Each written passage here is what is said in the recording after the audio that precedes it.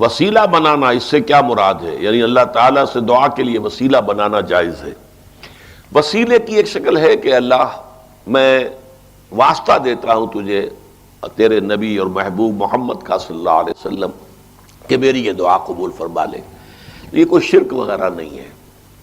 اگرچہ اہل حدیث حضرات کا موقف یہ ہے کہ وسیلہ اور واسطہ دعا میں صرف زندہ شخصیتوں کو بنایا جا سکتا ہے، فوت شدگان کو نہیں۔ اس کے لیے بڑی دلیل ہے ان کے پاس، اس لیے کہ جب قحط پڑا تھا حضرت عمر رضی اللہ تعالیٰ عنہ کے زمانے میں، تو انہوں نے یہ الفاظ کہے تھے کہ اللہ جب تک نبی زندہ تھے حضور صلی اللہ علیہ وسلم، ہم اللہ اس کی وسعت سے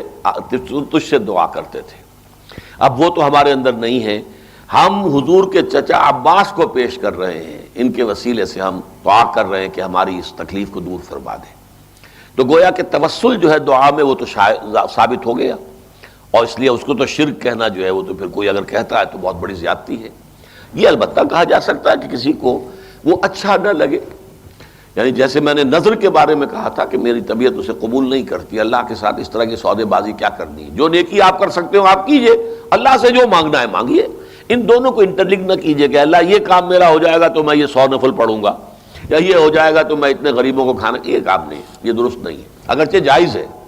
لیکن بس میری طبیعت اسے پسند نہیں کرتی۔ اسی طرح کا یہ معاملہ توسل جو ہے میں یہ سمجھتا ہوں کہ اللہ سے براہ راست مانگیے،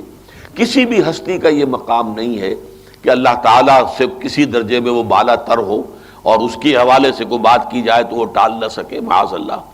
البتہ یہ کہ اس کو شرک یا حرام نہیں کہا جا سکتا۔